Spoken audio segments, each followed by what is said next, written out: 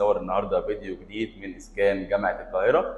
اسكان جامعه القاهره الحمد لله لينا عدد فيه شقق كتير الحمد لله، ودايما معروفين في جامعه القاهره. النهارده بنصور مع عميل هو غالي جدا علينا، واحنا مبسوطين جدا ان احنا اشتغلنا معاه، دكتور ابو زيد. الله يبارك فيك. شقه الدكتوره ايناس.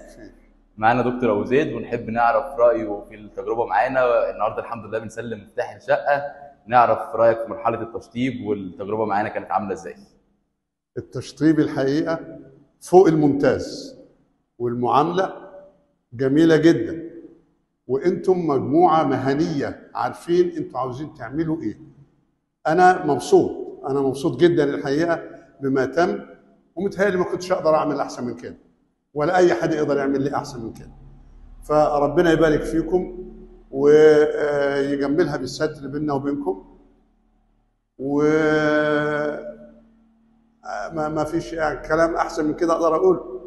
ربنا يخليك يا دكتور، شهاده كبيره من حضرتك، ومبسوطين جدا ان احنا اشتغلنا مع حضرتك، ومبسوطين بالكلام الحلو الكبير دوت. لا دي حقيقه ما هياش مش مجامله انك انت واقف جنبي يعني.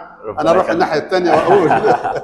ربنا يخلي حضرتك يا دكتور. الله يخليك ويبارك فيك يا باشمهندس محمد وخالد واحمد كل مجموعه العمل بقى من وشهبندر ولا اسمه ايه؟ ومهندسين وصناعيه. اسمه ايه؟ شاهر يا عم.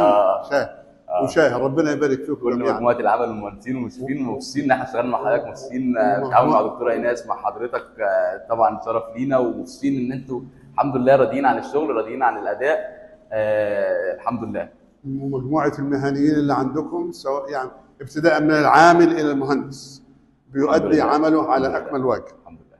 ربنا يبارك فيكم. ربنا يخليك يا دكتور. العفو يا حبيبي. شكرا جزيلا.